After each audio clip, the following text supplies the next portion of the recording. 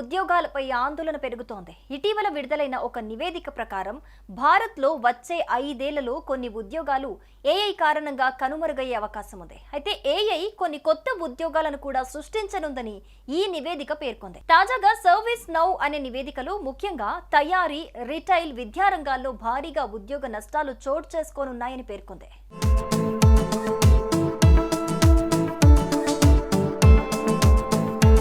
ఈ నివేదిక ప్రకారం 2030 నాటికి దాదాపు 1,80 కోట్ల ఉద్యోగాలు ఏఐ వల్ల నష్టపోయే అవకాశం ఉందని ఒక అంచనా.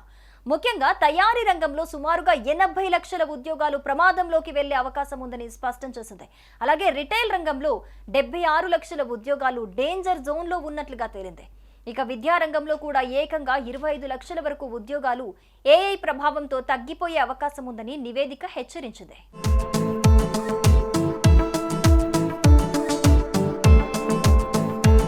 ఇక మరోవైపు వినియోగదారులకు ప్రత్యక్ష సేవలందించే నిర్వాహకులు, పేరోల్ క్లర్క్స్ వంటి ఉద్యోగాలపై ఏఐ ప్రభావం ఎక్కువగా ఉండనున్నట్లు ఈ నివేదిక అయితే వెల్లడించింది. ఎందుకంటే ఇవి ఆటోమేషన్ కు అత్యధికంగా లోనయ్యే కేటగిరీలో ముందు వరుసలో ఉన్నాయి. అలాగే సాఫ్ట్వేర్ ఇండస్ట్రీ సిస్టమ్ అడ్మిన్లు, కన్సల్టెంట్లు వంటి హై స్కిల్ ఉద్యోగాలు ఏఐ సహకారంతో కొత్త దారులను సృష్టించనున్నాయి.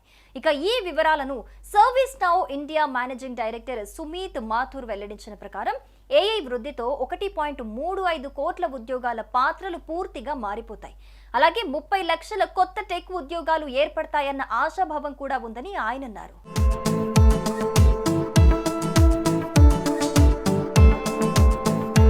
ప్రస్తుతం ఉన్న ఉద్యోగాలు లేదా వివిధ ఉపాధి అవకాశాల్లో దాదాపు 80% ఏఐ కారణంగా రానున్న 5 ఏళ్లలో కనుమరుగవుతాయని Silicon Valley venture capitalist investor Vinod Khosla షెరోతా చెప్పారు.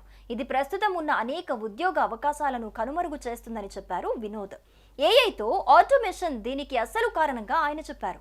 ప్రతి పరిశ్రమలో లా నుంచి మెడికల్ వరకు ఎక్కువ పనులు ఏఐతోనే జరగనున్నాయని ఆయన వెల్లడించారు.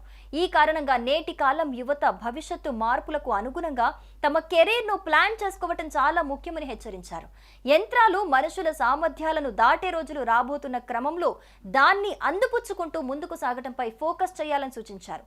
ఏఐ యుగంలో క్రియేటివిటీ, క్రిటికల్ థింకింగ్, వివిధ అంశాలను ఒకటిగా చేర్చి పరిశీలించడం వంటి స్కిల్స్ చాలా ముఖ్యమన్నారు.